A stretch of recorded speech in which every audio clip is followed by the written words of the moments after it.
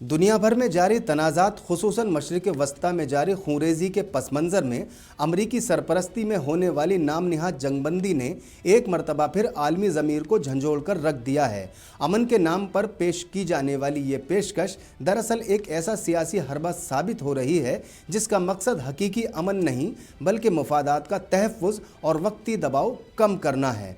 फ़िलिस्तीन में जंगबंदी के ऐलानात के बावजूद बमबारी, इंसानी हुकूक की पामाली और मुहासरे बदस्तूर जारी हैं। आलमी तज्ज़िया निगारों का कहना है कि अमरीका और इसके इत्तेहादी ममालिक एक जानिब अमन मुज़ाकरात के दाई बनते हैं तो दूसरी जानिब अपने पसंदीदा फ़रीक को असला और माली इमदाद फराहम करके जंग को तूल भी देते हैं।